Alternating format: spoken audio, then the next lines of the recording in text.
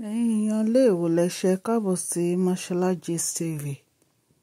ọ̀rọ̀ tá a gbọ́ yìí ó yà wá lẹ́nu nítorí gbogbo nǹkan tó ń ṣẹlẹ̀ láàrin ọba Alaafin of Oyo àti kábíyèsí Ọọ̀ni of Ifẹ̀. ẹ̀yin náà rí gbogbo nǹkan tí ó ṣẹlẹ̀ níbi event tí wọ́n lọ tí wọ́n ní Aláàfin wọn kí bàbá wa Ọọ̀ni dáadáa, ṣùgbọ́n wọ́n ní Governor Seyi Makinde wọ́n ní wọ́n Atejade kan jáde nípa Alaafin of Oyo ọba Adémọ́lá Ọ̀wọ́adé. Gbogbo ọ̀rọ̀ yìí a gbọ́ lẹ́nu ẹ̀gbọ́n wa Awíkonko. ẹ jẹ́ kí a gbọ́ gbogbo nǹkan tí wọ́n sọ lórí ọ̀rọ̀ yìí. Yọ̀gọ̀lú kò wá tán bí ìyàwó gbọ́kàn sánlẹ̀ ọkọ yọké yọ̀gọ̀lú kò wá tán bí ìyàwó gbọ́kàn sánlẹ̀ ọkọ yọké. ìròyìn tó tẹ̀ mí lọ́wọ́ òun náà ni wípé ìjọba ìpínlẹ̀ Ọ̀yọ́ lábẹ́ gómìnà ìjìnà Seyi Makinde pẹ̀lú àwọn ọmọlẹ́gbìmọ̀ asòfin ìpínlẹ̀ Ọ̀yọ́ wọ́n ti gbé àbádòfin wọlé ń pé alága ìgbìmọ̀ lọ́balọ́ba ìpínlẹ̀ Ọ̀yọ́ wọ́n máa rotate ẹ̀ ní láàrin Aláàfin ìlú Ọ̀yọ́, Soun Ògbómosho, Olubadan tilẹ̀ Ìbàdàn. ìjọba Seyi Makinde ń gbìyànjú láti ṣe àtúnṣe ẹ̀ pé báwo dáadáa yẹ́rì pé ìjọba Adébájọ́ Alao Akala lọ́kọ́ kọ́kọ́ gbé ìgbésẹ̀ yìí wọ́n sì mú sẹ́gbà náà wípé káwọn ọba mẹ́tẹ̀ẹ̀ta kí wọ́n máa pín láàrin ara wọn. mo rí i pé ọ̀rọ̀ yẹn bí ìdí ó bá dùn bí láàrin ìpínlẹ̀ Ọ̀yọ́ especially bàbá wa Aláàfin àná ọba Lámídì Adéyẹmí ẹlẹ́ẹ̀kẹta wọ́n gbójú àgàn sí i lélẹ̀ tó mú a gbọ́ pé bàbá resign wọn ò lọ sí pàdé ìgbìmọ̀ lọ́balọ́ba mọ́. now Engineer Seyi Makinde náà látọdún 2024 ni wọ́n ti tún initiate kínní yẹn padà pé alága ìgbìmọ̀ lọ́balọ́ba nípínlẹ̀ Ọ̀yọ́ kò gbọ́dọ̀ dúró lórí Aláàfin nìkan kí wọ́n máa pín láàrin àwọn ọba mẹ́tẹ̀ẹ̀ta. pé gẹ̀ẹ́sẹ̀tì tó ti wà nílẹ̀ lásìkò Alao Akala òun ni wípé kí igbákejì alága kó wọ́n jẹ́ pínpín láàrin àwọn ọba mẹ́rin, that is Olúgbọ́n ilé Igbọ́n, Ilérúwà Ìrúwà, Asẹ́yìn tìsẹ́yìn àti Ọ̀kẹ́rẹ́ ti Ṣakí ní káwọn mẹ́rẹ̀ẹ̀rin wọ́n máa pín. naturally ìfẹ́ tó bá láǹfààní àti mọ̀tàn dáadáa lẹ́rìí pé Àtìbà tó tẹ àgọ́dọ̀ yọ́dó àti lórí ìtàn bẹ̀ ni o, Àtìbà tó tẹ àgọ́dọ̀ yọ́dó kí wọ́n tó máa pè ní Ọ̀yọ́ Aláàfin tàbí Ọ̀yọ́ Àtìbà, èyí Ọ̀yọ́ tá a wà nísìnyí lẹ́yìn tí Ọ̀yọ́ lé fọ́. so ohun tí ó ṣókùnkùn díẹ̀ lórí ìtàn fífọ́ Ọ̀yọ́ lé, ikú Aláàfin Olúewu àti Ọ̀yọ́ Ìgbòho, ìyẹn ló ń jẹ́ kàyéfì díẹ̀. ìdí ni pé nígbà tí mo dépò wọ́n jẹ́ kó yé mi pé bí ọba mẹ́ta ni ó wàjà nígbòho. mo wá ń sáré calculate pé láàrin àsìkò owó sásìkò owó, torí pé àkọsílẹ̀ ìtàn bóyá kò gún bóyá kò true wípé Ọ̀yọ́ ilé fọ́ ní 1835 tàbí 1836 l'Àtìbà jọba. Àtìbà òdẹ̀gbádé wá sí Ọ̀yọ́ sí àgọ́dọ̀ Ọ̀yọ́, Àtìbà ògbádé wá bẹ̀. àgọ́dọ̀ Ọ̀yọ́ ti wà níbẹ̀, alága Ọ̀já ni baálé àgọ́ náà fi ń pè bẹ̀ ní àgọ́ Ọ̀já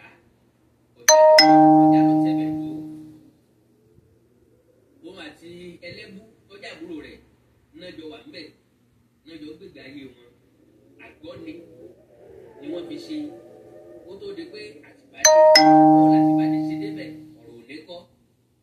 ọ̀rọ̀ pínpín ipò láàrin àwọn alága eléyìí la fẹ́ sọ lónìí. Ní tí mo fẹ́ mú dá ọ lójú ni pé ẹgbẹ́ irọ̀ ní Basọ̀run Olúyọ̀lé, Àtìbà, Tóyèjẹ Ògbómọ̀ṣọ́ àti Kúrúnmí. Irọ̀ ni wọ́n, ọ̀rẹ́ ni wọ́n. Láti fi àwọn mẹ́tẹ̀ẹ̀ta yẹn ṣẹ́ẹ̀dì ààrẹ ní Àtìbà fi wọ́n ró sí àwọn ibi tí àwọn yẹn wá tẹ̀ dúró sí. Àbí ká sọ pé ó pe àwọn alágbára látàwọn ìlú yẹn. Wọ́n ń sọmọ Ọ̀yọ́ ṣùgbọ́n alágbára ni wọ́n, àti tìmí Ẹdẹ, tìmí Àgbàlé, pé kí wọ́n wá ran òun lọ́wọ́. Wọ́n ràn lọ́wọ́ láti gba àgọ́ ọ̀já ni. Ìsọjọ́ mi ní tí mo fẹ́ mú jáde bẹ̀rẹ̀ wípé pínpín ipò ọba láàrin àwọn mẹ́tẹ̀ẹ̀ta kì í ṣàjèjì, kì í ṣe láti tàbùkù Aláàfin. Yorùbá wọn kan rò wípé ètò òṣèlú ló fẹ́ mú kí Alao Akala kó máa mọ̀ torí pé bóyá wọn ò dìbò fún ẹgbẹ́ òṣèlú PDP nígbà yẹn. Bóyá torí pé bóyá ọmọ bàbá ṣe APC àbí kankan, àbí APC ni bàbá tẹ̀lé àbí kinní kan ni ó jẹ́ kí Alao Akala ó gbèrú ìgbésẹ̀ bẹ́ẹ̀. Ìyẹn wà ní ohun tí wọ́n fi mí pé Akala ò ní wọlé ẹ̀kejì nípínlẹ̀ Ọ̀yọ́. Now ìròyìn ọ̀tọ̀ jáde ìgbàjọ gbọ́ ẹ rí i pé táfà lọ́wọ́ tẹ́lẹ̀tẹ́lẹ̀ ni pé kí Aláàfin má bá Ọ̀ọ̀dẹ du ipò àgbà mọ́. A sọ wípé ó wà ridiculous, honestly ó wà very very ridiculous. Ó ń bàyàn lọ́kàn jọ́ dẹ̀ ń bàyàn nínú jẹ́ pé ọmọ ń du ipò àgbà pẹ̀lú bàbá ẹ̀. Mi ìmọ̀ bẹ́ẹ̀ ṣe fẹ́ pé mi ìmọ̀ bí tẹ́ fẹ́ pé sí, ìmọ̀ bí tẹ́ fẹ́ pé lọ. Náà ẹ jẹ́ ká gbọ́ àtẹ̀jáde tó jáde. Exclusive controversy as Oyo moves to strip Alaafin of permanent chairmanship of Obas Council, Òkè Ògùn monarch fields. Now ẹ rí i pé àwọn ọba Òkè Ògùn wọn lọ ṣe ẹ̀lẹ́mbẹ̀ẹ́ sí Aláàfin lẹ́nu ọjọ́ mẹ́ta yìí because kálukú ló máa kéde loyalties yẹ fún ẹni tó bá wù ú.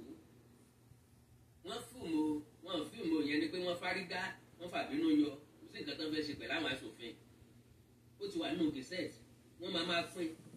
So nítorí mo fẹ́ mú jáde pẹ̀lú wípé ẹni tí ń bá olórí aládé du àgbà ó ní ọ̀rọ̀ tí wàá tẹ̀yìn ní kúrú ti tẹ̀yìn ní fàǹfà, ọ̀rọ̀ tí wàá bẹ́yìn yọ pé ìwọ gangan kì í ṣe permanent chairman o, pé alága ìgbọ́dọ̀ bá yàn dù tó jẹ́ pé ìwọ nìkan ṣoṣo ń gírò lọ́mọdé alága lọ ìrọ̀ o á pè báyìí. Ó ti wá lẹ́gbìmọ̀ aṣòfin ìpínlẹ̀ Ọ̀yọ́ led by ẹni tó jẹ́ olórí ilé ìgbìmọ̀ láwọn aṣòfin kan. Now to strip controversy as Oyo moves to strip Alaafin of permanent chairmanship of Obas Council, Òkè Ògùn monarch fields. Seyi Makinde, Governor of Oyo State, has taken an apparent step to make the Alaafin of Oyo, Soun of Ogbomosho and Olubadan of Ibadanland co-chairmen of the Council of Obas and chiefs, challenging the supremacy of the Oyo monarch, an arrangement that replicates the retaliatory move against the Alaafin last made by former Governor Alao Akala.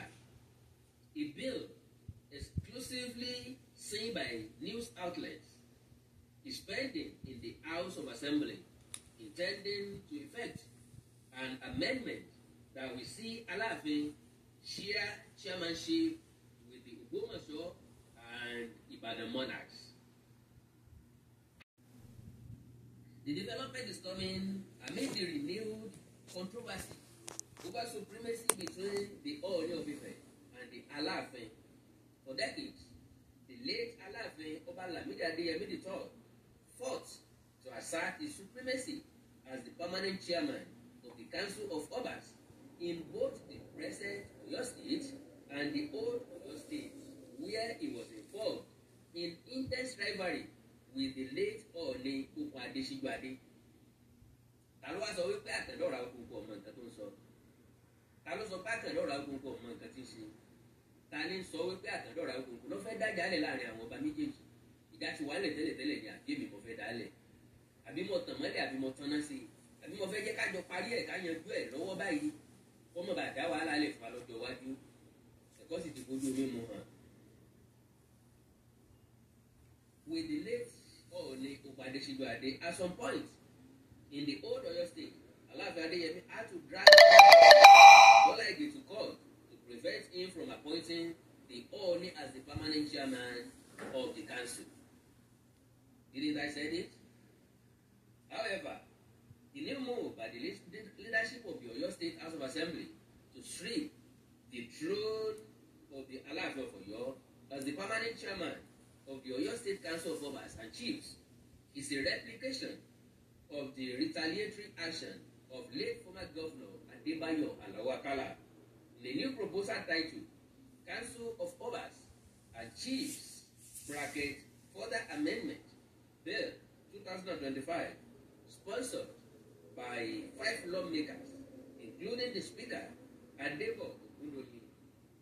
The Assembly is set to pass into law an arrangement that the chairmanship of the council shall be permanent and concurrent to the Alaafin of Oyo, Olubadan of Ibadan, and Soun of Ogbomosho. The bill also mandates that in any meeting of the council, the Alaafin of Oyo shall preside. In the absence of Alaafin of Oyo, the Olubadan of Ibadan shall preside. If both Alaafin of Oyo and Olubadan of Ibadan are absent, the Soun of Ogbomosho shall preside. The move, Awikonko TV can authoritatively report, is a return of the controversial case of legislation instigated by late former Governor Alao Akala. This newspaper recalls that in 2011, after losing his re-election bid to late former Governor Abiola Ajimobi of the Action Congress of Nigeria, now reformed, Alao Akala influenced the State House of Assembly to amend the law and strip the late Alaafin of Oyo, Atejade, of his permanent chairmanship of the Council of Obas and Chiefs because of the role the monarch played in the failure of his re-election bid. Awikonko TV exclusively gathered that this move by the State Assembly to split the permanent chairmanship of the council between 3 monarchs does not sit well with many members of the State Council, particularly the Okeogun Council of Obas and Chiefs. Craving anonymity, one of the monarchs told newsmen that a consensus that the Alaafin of Oyo should be the single and permanent head of the council was reached early this year. Their position, this newspaper gathered, is in view of the position of the Alaafin of Oyo in Yoruba and having regard to the fact that the Alaafin of Oyo was instrumental to the wearing of the crown by both the Olubadan of Ibadan and Soun of Ogbomosho.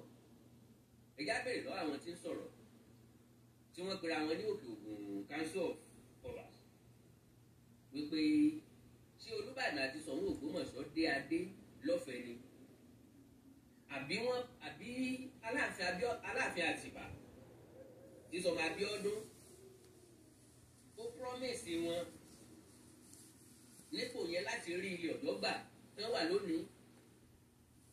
Was it on a platter of gold? Wípé tìdùnnú ló dé wọn ládé lóòótọ́ baálẹ̀ ni wọ́n tẹ̀lé. Promise ni ẹ ràn mí lọ́wọ́ láti gba bí dẹ́ẹ̀dẹ̀ ló fẹsẹ̀ rẹ̀ múlẹ̀. Wàhálà ò ní dé bá ogun kan kò ní dà yín. Ẹ̀yin ló sì di olórí láàyè yín. Kò sí dàmbẹ̀ agreement ni. So bó bá initiate ẹ̀ ó tó time láti dá dé ni. Ìbàdàn oníwà bí Ìbàdàn ṣe wà dì sí i káyọ̀sẹ̀ tó máa dáùtì kó yẹ kán ti ládé. Everybody gbọ́dọ̀ mọ̀ pé Ìbàdàn yẹ kó ládé lórí. And likewise, Ogbomoso ò ní tóbi tó Ogbomoso ti tóbi tó sọ́yọ́ tóbi tó Ogbomoso lọ ni. Mélòó Ọ̀yọ́ láyọ̀ nínú Ìbàdàn?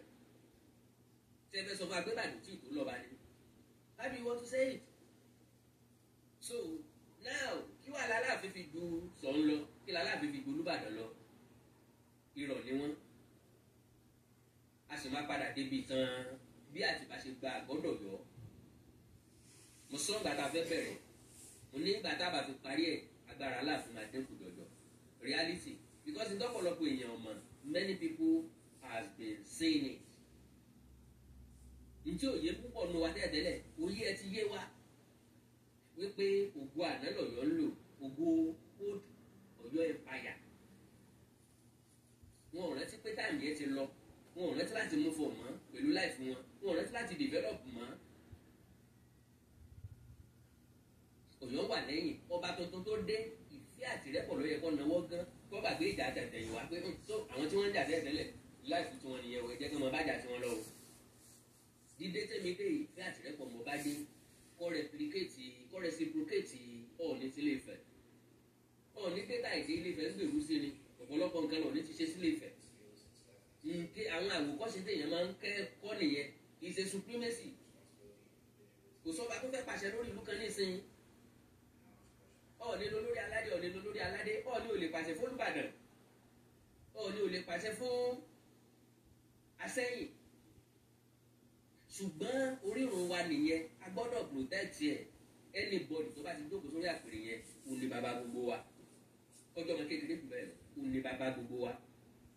Ìjọkíjọ tí ìran ọmọ káàrọ̀ òjíire tá a bá ti protect àpèrè Oòduà ìjọ náà ní àṣà àti ìṣe wa wọ omi pátápátá ìjọ náà ní òsì respect fún àwọn Yorùbá mọ́. So that is what we are saying now. Àwọn ni in view of the position of the Alaafin of Oyo in Yoruba and having regard to the fact that the Alaafin of Oyo was instrumental to the wearing of the crown by both the Olubadan of Ibadan and Soun of Ogbomosho. In contrast, the monarchs proposed a tripartite leadership arrangement in which the Alaafin is the permanent president of the council. The chairmanship position is rotated for a term of 2 years between the Olubadan of Ibadan, Okere of Saki, Aseyin of Iseyin, Ileru of Iruwa, Olubadan of Ibadan, and Soun of Ogbomosho. Ṣé rí nǹkan báyìí nísìnyí? Àsájá náà torí olówó ẹ̀ sọdẹ. Àwọn ọba òkè ògùn náà ń gbìyànjú láti réèsì ara wọn. Ẹ kárí ẹ̀wọ̀n kú iṣẹ́ o. So kí Aláàfin Ọ̀yọ́ jẹ́ president kẹ́yìn náà mo wá bá Olúbàdàn rotate ipò ọba ó wà ridiculous now. Ṣé ẹ̀rú dáadáa kẹ́ tó sọ ni èyí mẹ́rin lẹ́jọ́ ṣe pàdé ẹ̀ ta ló má bá wá ṣé bàbá wa Òkèrè ni àbí bàbá wa Sẹ́yìn who initiated it? Ta nínú yín ló mú bàbá yẹn wá nípa yẹ kẹ́ mọ́ bá Aláàfin àti Ṣọ̀ún Ògbómọ̀ṣọ́ rotate ipò olórí ọba àbí chairman ọba nípínlẹ̀ Ọ̀yọ́ igbákejì wọn fi ń sí ṣẹ́ẹ̀tì rí ní ìsìn gbogbo ọmọ káàrọ̀ òjìrè orí adé tún ń pèsè àrán orí adáran ń pèsè ọba kò sẹ́ni tí nǹkan rí òwú so àwọn tí wọ́n fi sípò kejì àwọn náà lé ipò kíní fẹ́ di bákejì Olódùmarè because ìgbà téèyàn bá jẹ Aláàfin tó tún wá sọ wípé òun du ipò olórí aládé lẹ̀ káàrọ̀ òjìrè nígbà téèyàn fẹ́ di Olódùmarè lé téèyàn du bákejì Olódùmarè Yorùbá ni wọ́n fi ọjọba kó tó lọ ń gún àwòrè tó fẹ́ dọlọ́run ṣé tí ó dọlọ́run ipò ó sì máa dupò lọ láti ilẹ̀ wá ni now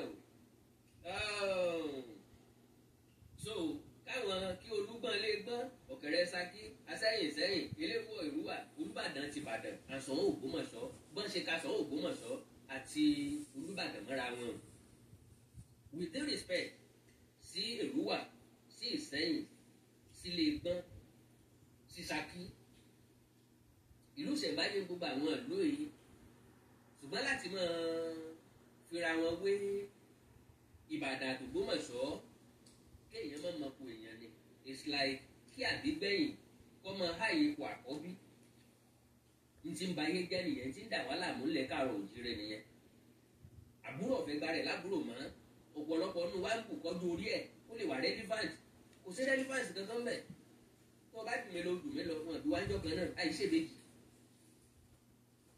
last thing tí mo lè bá yẹn dínà ìláyé tàbí tí mo lè parọ́ ìláyé ní èjì mi so so gẹ́gẹ́ bẹ́ẹ̀ làwọn ọba yìí náà ṣe ń ṣe so wọn jà fún Aláàfin bọ́n ṣe ń ṣọ̀kan sápò bọ́n ṣe ń ṣọ̀kan ẹnu náà ń ṣọ̀kan sápò bọ́n ṣe ń jà Aláàfin làwọn náà ń jà fúnra wọn ó yẹ káwọn náà ò ti káyé ò lè rí àwọn náà o ní ìwà ìgàgà gbogbo kọ́là tùpà ẹni ọba lè poni tán lálẹ́ ọlọ́run ọba lè fẹ̀dá hàn ẹ jẹ́ kálukú ọ̀mẹ̀lẹ́mẹ̀ kápẹ̀ fẹ́yìn a sì ń sọ̀rọ̀ láàrin Aláàfin Olúbàdàn àti Ṣọ̀ún lọ́wọ́ wọ́n máa pè é kò tí ì kàn yín tó bá kàn yín wọ́n á pè lọ́dọ̀ yín ipò kejì ńlọ́wà lọ́dọ̀ yín so now and Soun of Ogbomosho and the vice chairman rotated between a host of other monarchs. Okay, reacting to the development, a socio-cultural group, Ìṣẹ̀ṣe Yorùbá of the Renaissance movement, described the move as misrepresentation of the state customary law. In a statement made available to Awikonko TV by their convener, members of the group demanded that the bill should be rescinded. We fear that the proposal may be driven by extraneous considerations and political motives rather than a genuine desire to preserve and promote our cultural heritage. Most of those groups, members of our represent Yoruba, they are just representing their interests. Anytime, any day, number 4 will look your very majority èèyàn ló ní fẹ́ sòótọ́ tí nǹkan bá ti lè affect wọn báyìí wọ́n gbójú àgàn sí wọ́n deny ẹ̀ irú gẹ́gẹ́ bẹ́ẹ̀ lẹ́gbẹ́ tí wọ́n fira wọn ní kíní kan rèé tàbí yìí. So now you know they okay promote our cultural heritage sórí yẹn kí ló dé tí ò parí now ilé ìtọ́jà dùn bẹ́ẹ̀ àti mú jáde ní wípé bí ilé ti wà nílẹ̀ wọ́n ti pàṣẹ across tó dẹ̀ jẹ́ wípé wọ́n ṣe máa ṣe náà nìyẹn Aláàfin Ọ̀yọ́ Olúbàdàn tilẹ̀ Ìbàdàn Ṣọ̀ún Ògbómọ̀ṣọ́ ìtàn ń bẹ tó sọ àwọn mẹ́tẹ̀ẹ̀ta papọ̀ kí ni àtìbábádé àgọ́ ọ̀já sóni lọ́kàn kó fẹ́ wá jọba ń bẹ̀ ni onílọ́kàn bẹ́ẹ̀ ẹ gbà mí lé mi ẹ fún mi láàyè díẹ̀ Ọ̀yọ́ lé ń gbóná lọ́wọ́ o bàtà ìbọn bá tutù òun ó kó àwọn tóyè jẹ òun ó kó àwọn Olúyọ̀lé òun ó kó àwọn Kúrúnmí àwọn ọlọ́rí kílèmù Ọ̀yọ́lé padà ló fi wá wò wípé Ọ̀yọ́lé ọmọ sí gbà mọ́ àwọn tó gbà wọn sílé yìí bóòlù ó sì gbalẹ̀ wọn lọ wọn ọkọ̀ọ̀kọ̀ fẹ́ wọn lọ́mọ èyàn Ẹlẹ́bú àtọ̀já bí eré bí àwàdà wọ́n gbẹ̀mí ẹran Ọ̀já bí eré bí àwàdà wọ́n rẹ́ Ẹlẹ́bú lọ sọ́run àrìmọ́bọ̀ gbogbo ẹ̀ lámàdé lágbára Ọlọ́run láti sọ nípa ìtàn àgọ́dọ̀ Ọ̀yọ́ ó wà fẹ́ẹ́ bẹ̀rẹ̀ láti mọ̀ láti jẹ́ everybody ọmọ wípé àwọn ọlọ́jà àwọn àgọ́ ọ̀já àwọn gangan ló nílẹ̀ wọn iṣẹ́ Ọ̀yọ́ yóò tó mọ́ bẹ̀rẹ̀ rárá àkàndá lọ́rọ̀ lẹ́nu bíi ṣe jù wẹ́ẹ̀ ó bọ́ síbò abẹ́rẹ́ tó fẹ́ pé o +234 915 147 9599 +234 915 147 9599 nọ́mbà tẹlẹ pè mí sínú pápápá sẹ́yìn náà ti gbọ́ sẹ́yìn ti rí ojú wo lẹ fi wò ó ilẹ̀ rí sí i bó lẹ ṣe fẹ́ bó ni ó ṣe jẹ́ tó bá jẹ́ bẹ́ẹ̀ ló máa ṣẹlẹ̀ sí nǹkan tí yóò ṣẹlẹ̀ kò dé respect Aláàfin ó jẹ́ everybody ọmọ wípé ìlú ń yí padà everyday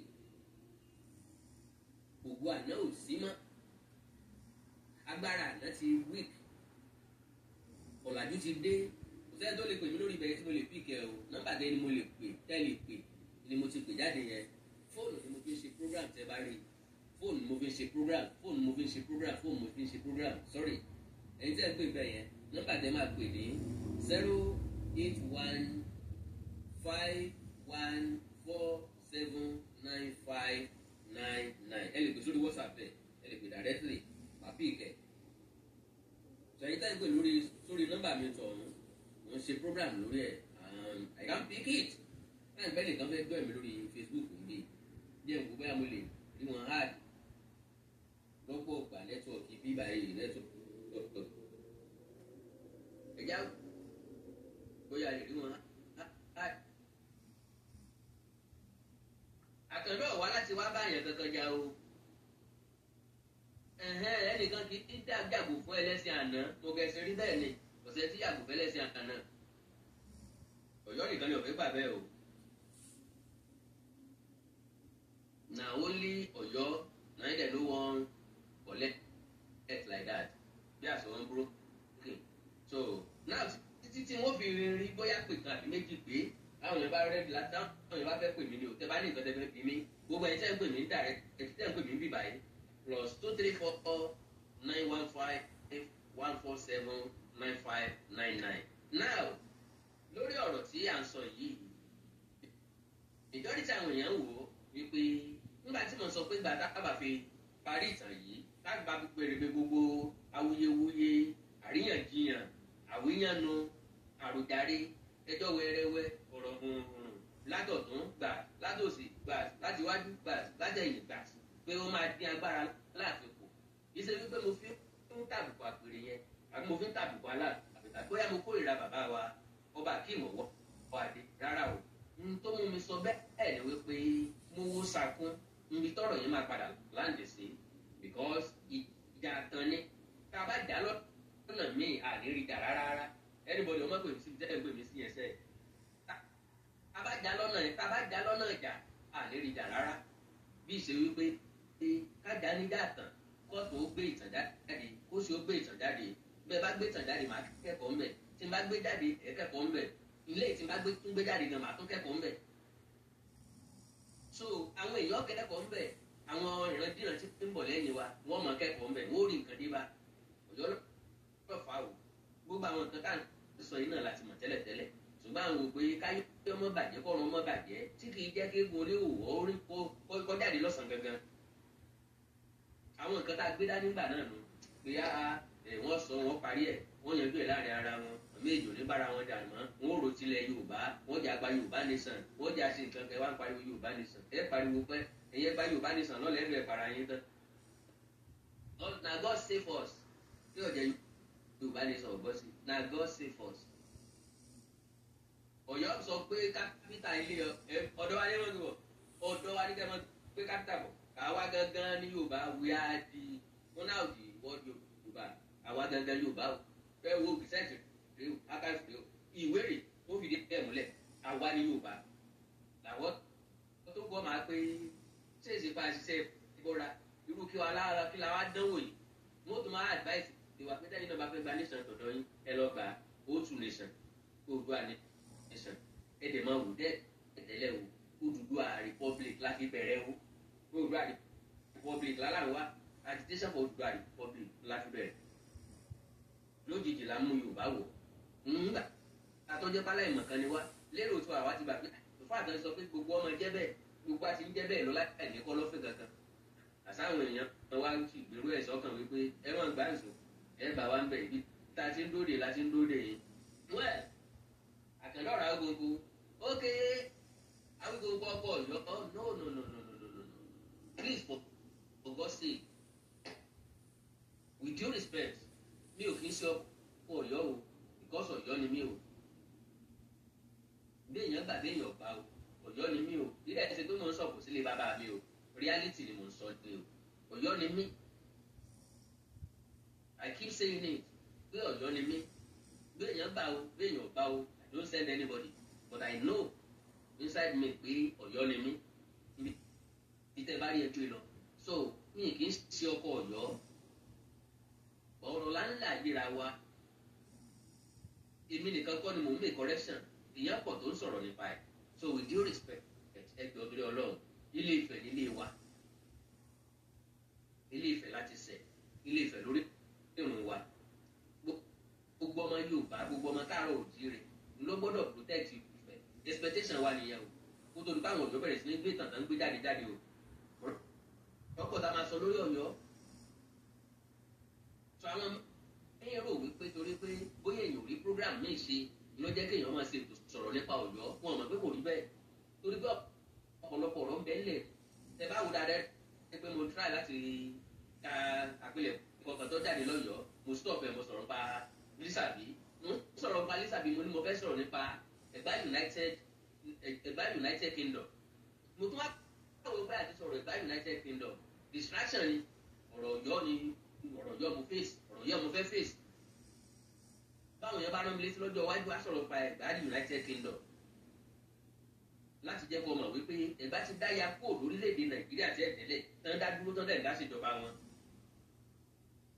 àwọn ìwà àti ọ̀tẹ̀ ló fọ́ ọ̀yàn nínú tán Lísàbí tí mo sọ àwọn èèyàn kan bá mi sọ̀rọ̀ ní ẹnìkan tiẹ̀ sọ̀rọ̀ ní comment section ó ní fake story mo wá ní kó mọ̀ ìdílà jáde fake story bí ẹni báwọn Ẹ̀gbá ọmọ tán wọn mọ́ bí ẹni pé bá mi lọ́pọ̀ tàn Ẹ̀gbá gbogbo ọmọ Ẹ̀gbá sọ pé káàrí ọkùnrin bó ṣe rí ẹlẹ́nu ṣe sọ ló wá ní àṣìṣe kékeré kan tó wà níbẹ̀ ni wípé kì í ṣe ibi tí Ẹ̀gbá wà ní ìsìn ni Ẹ̀gbá wà wọ́n expect kí n sọ bí Sódẹ́kẹ́ ṣe kó wọn lọ kúrò níbi tí wọ́n wà débi tán wà yìí èmi ti yọ tí mo fẹ́ yọ bí Ẹ̀gbá ṣe gbára wọn kúrò lọ́wọ́ Ọ̀yọ́ ni mo nílò ń bẹ̀ kì í ṣètẹ̀ Ẹ̀gbá ni mo fẹ́ sọ so kì í ṣe pé báyà mi mọ nǹkan tí mo ń ṣe tí n bá ti rí pé mo ti fẹ́ yà kúrò lórí topic lórí ojú òpó tí mo wà ni mo fi ń sá padà síbẹ̀ so bí Ẹ̀gbá ṣe gbára wọn tí Lísàbí liberate wọn at the end of the day ibi náà fi padà sùn Lísàbí o ṣùgbọ́n ẹ̀ ní kí Ẹ̀gbá lónìí kẹ́ ẹ má fi Ẹ̀gbá mọ Lísàbí sí Ẹ̀gbá ọmọ Lísàbí irrespective ọ̀nà tó wù kí Lísàbí ó gbà lọ wọn lè gbàgbé liberation yẹn ó jẹ́ kán bọ́ lọ́wọ́ humiliation Ọ̀yọ́ ó jẹ́ kí wọ́n bọ́ lọ́wọ́ ìyànjẹ Ọ̀yọ́ ó jẹ́ kí wọ́n bọ́ lọ́wọ́ ìdúnkokò mọ́ ní Aláàfin tó jẹ́ ọlọ́yọ̀ ńgbà náà ó jẹ́ kí wọ́n bọ́ lọ́wọ́ ìyànjẹ so ìwọ̀nba tí mo fẹ́ lò ń bẹ̀ ni mo mú ni ọ̀rọ̀ treaty aláṣọ treaty Ẹ̀gbá aṣọ treaty Ìjẹ̀bú aṣọ treaty Rẹ́mọ mo ti rí i pé mo ti ń yà kó lójú òpó ibi tí mo wà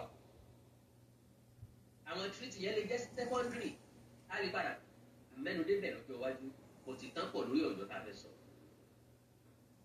my own is to expose Ọ̀yọ́ ká mọ bí títóbi agbára wọn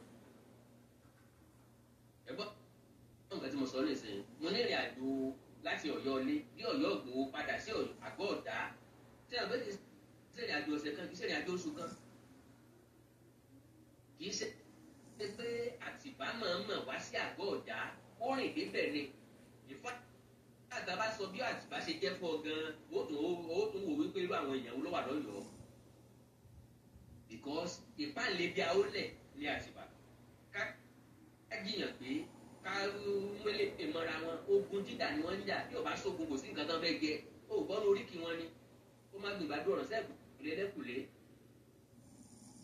ọ̀gbọ́dọ̀ yá jẹ ọmọ abolówó gbowó abáwọ̀ àbójú tiẹ̀ lẹ̀ kó lè bá àdìdà kó lè bá àdá gan kó ọmọ aládé ó lè rí jẹ ní tí wọ́n ń jẹ nìyẹn ní táṣì bá dé àgọ́dọ̀ yọ nìyẹn bọ̀tẹ́ èèyàn bá sáré pé ókè òun ti dẹ́sẹ̀ ń bí abúlé ìyá ìlú ti sá kúrò náà gbogbo ẹ̀ la máa sọ táà ń pariwo ní ìsìn pé Ọ̀yọ́ máa láàbò tó pàṣẹ kẹrẹ mọ́dé wọn máa ti bá Àgọ́ Ọ̀já ló nílẹ̀ wọn Àgọ́ Ọ̀já ọ̀hún wọ́n ti fi wọ́n jọba Ọ̀yọ́ ọ̀gbà kan dé adé eléyìí la ń bẹ gómìnà Seyi Makinde pé onílé ó sì wá dàjèjì nílẹ̀ wọn wọn láwọn òjò ya sí pamọ́ àwọn fẹ́ máa jẹ alágọ̀ Ọ̀já tìlú Àgọ́ Ọ̀já kò sí nǹkan tó burú bẹ́ẹ̀ kò sí nǹkan tó nira bẹ́ẹ̀ so àkàndá ọ̀bẹ nìkan kan jà àkàndá yìí dẹ̀ sí ọkọ̀ ẹ̀ nìkan kan this is a project not Awikonko's project gbogbo ọmọ káàárọ̀ òjìrè project that anybody can contribute to it anybody can talk about it anybody can discuss it anybody can chip in opinion anybody can chip in history ẹja gbọ́tàn ẹja mọ story wa àìmọ̀tán affect wa àìkọ́ ẹ̀kọ́ ìtàn mọ́ nílé ìwé ó affect wa like so àkàndá lọ́rọ̀ lẹ́nu bí ìṣèjò àjáwá bá gbogbo bá sọ̀rọ̀ lójú ọlọ́rọ̀ ilẹ̀ kóòtù òjìire kò dé rí dààmú o a ti ń pe gbogbo àwọn ọba aládé pé kí wọ́n gbìyànjú mọ́ bá wa ronú pa orúkọ mi ìta fẹ́ jẹ́ bóyá àlè jẹ́ òtù ká máa jẹ́ Oòduà Oòduà Oòduà ilẹ̀ Oòduà ilẹ̀ Oòduà.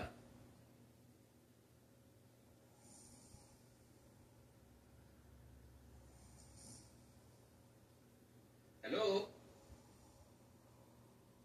Hello? Hello? Oh. Yes, sir. Mo ń gbọ́ yín o. Mo wà pẹ̀lú yín o. Bẹ́ẹ̀ ni. Mo ń gbọ́ yín, mo ń gbọ́ yín.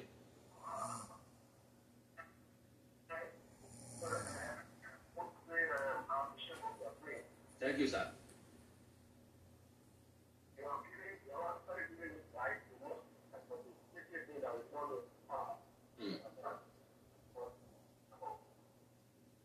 Oh. Hello, sir. The network yín ò dáadáa. Mo ń gbọ́ yín báyìí. Yeah, mo ń gbọ́ yín báyìí, mo ẹ̀sẹ̀ ń gbọ́ yín báyìí.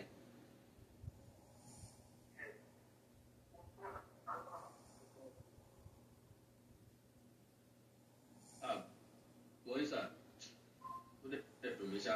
Bí o bá láǹfààní àti pè padà, nẹ́tíwọ̀kì yóò dá dáadáa, àwọn èèyàn ò dẹ̀ gbọ́ yín.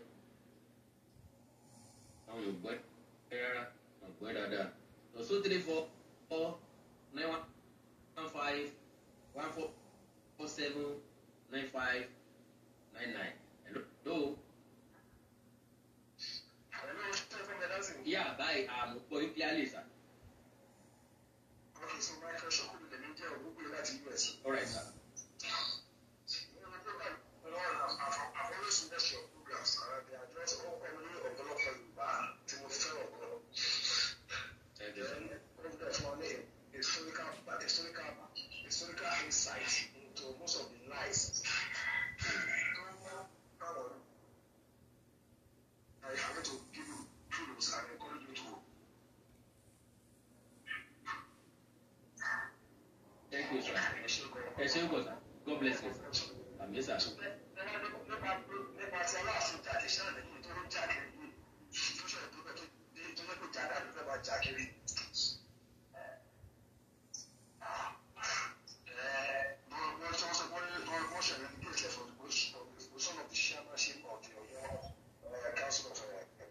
No, wọ́n relegate wọn o. Bíìlì yẹn ti wà tẹ́lẹ̀ wọ́n fẹ́ máa rotate ẹ̀ ni o.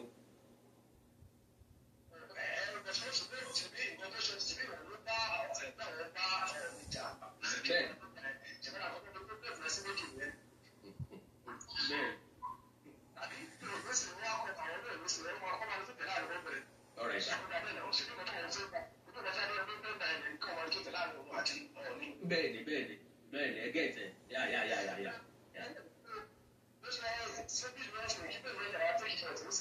Bẹ́ẹ̀ni.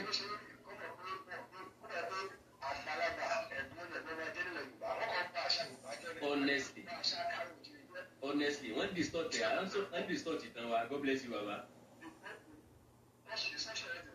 Honestly, sir.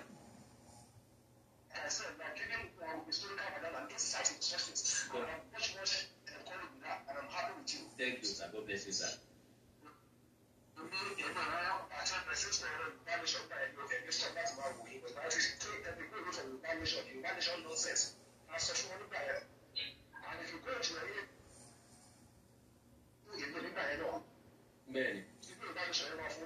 Bẹ́ẹ̀ni.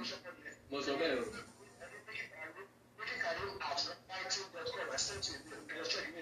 Okay.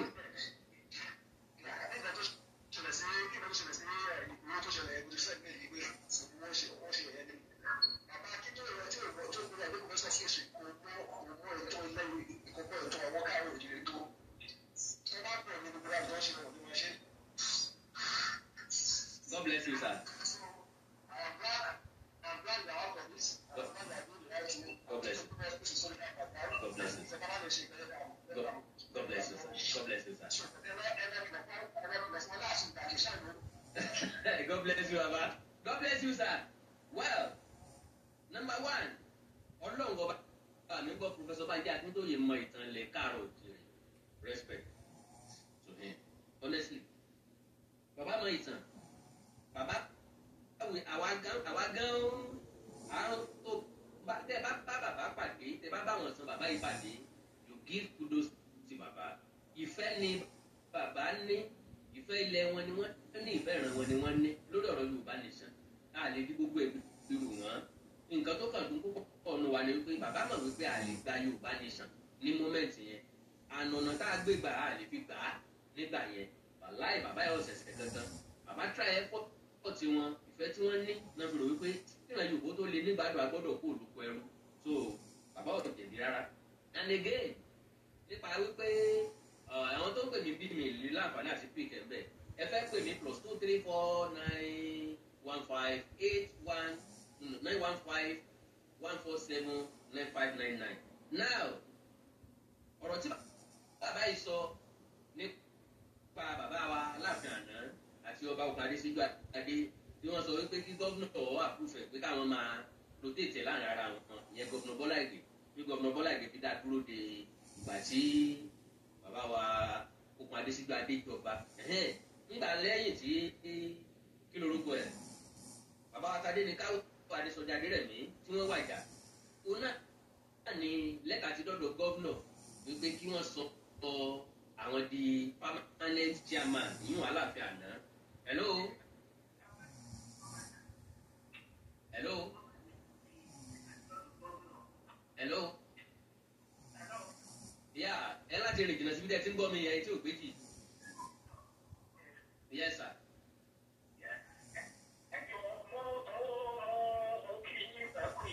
Yes, sir. Àmì sà. Yes, sir. All right, sir.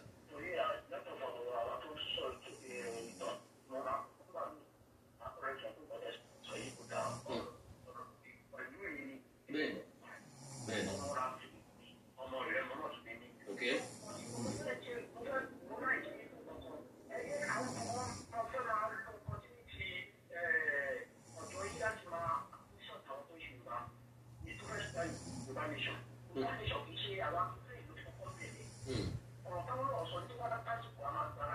Bẹ́ẹ̀ni.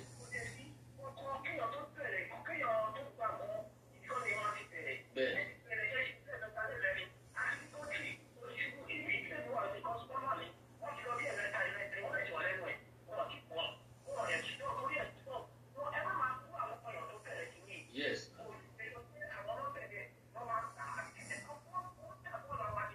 Bẹ́ẹ̀ni.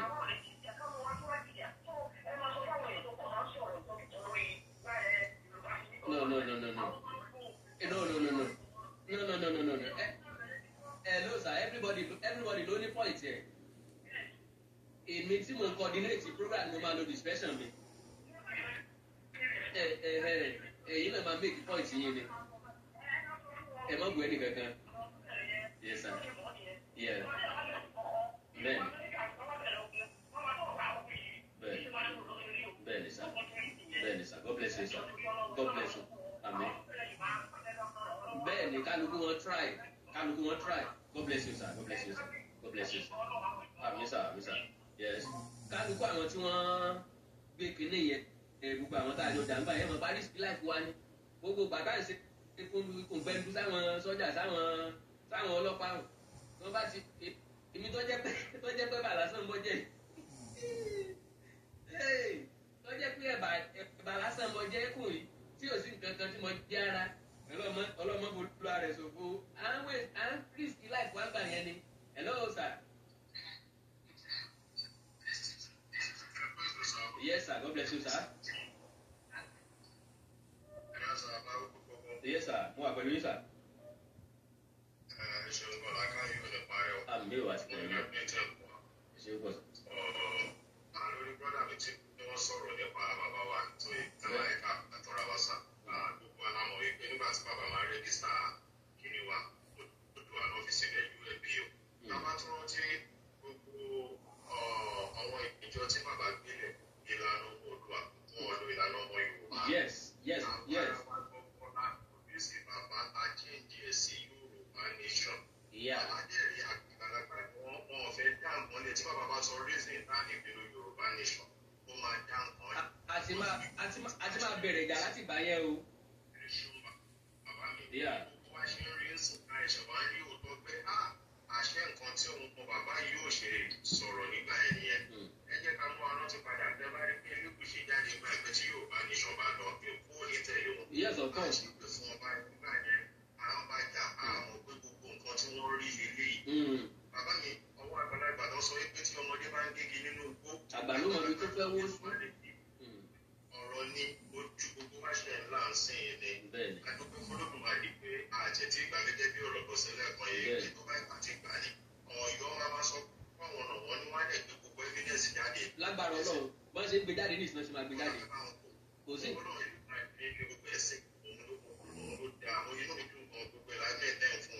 God bless you, sir. nǹkan tí gbogbo ẹ̀ tú yìí àmọ́ kọ́ wọn lálẹ́ ló ń ṣiṣẹ́. bẹ́ẹ̀. àwọn náà ń gbé gbogbo rẹ̀ náà dìde náà gbé gbogbo wọn lọ́dà tó ń sọ̀rọ̀ náà gbé gbogbo rẹ̀ dìde sìn. ìgbé ilẹ̀ Oòduà ó láti kúrò lóko ẹrú. so òun ni gbogbo nǹkan tó ń ṣẹlẹ̀ yìí. God bless you, sir. if kudos fún wọn bàbá o. no. bàbá bá jẹ́ Akíntóyè mo bá àwọn ìtàn wọn pàdé mo kan sára. bàbá mi ń bèrè lọ́wọ́ èèyàn pé ọdún wo náà ti kó apàtì Yorùbá. wọ́n tán yí ẹ̀yẹ wọ́n ní ṣé àwọn bàbá olówó wọn kò ní pé wọ́n kó wá Yorùbá tó kó wá sọ wípé Òdòdó enterprises. náà láti kọ́ ni pé ọmọ Oòduà ní kí ló dé tó ṣe lọ ọmọ Yorùbá wọ́n mọ̀ pé. àwọn ẹlòsà àwọn Awólọ́wọ̀ dá ẹgbẹ́ lẹ̀ wọ́n pè ní ẹgbẹ́ ọmọ Oòduà ní United Kingdom wọ́n ti fi lọ́lẹ̀ so wọ́n mọ̀ nǹkan tí wọ́n ń ṣe.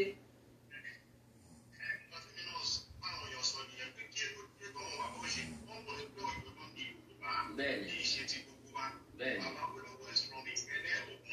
bẹ́ẹ̀ni bẹ́ẹ̀ni.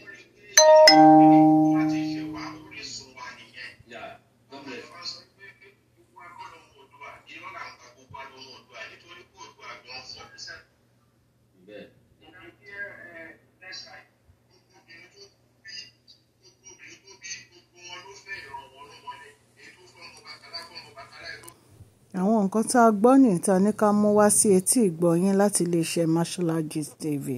Share, like and subscribe. God bless you all.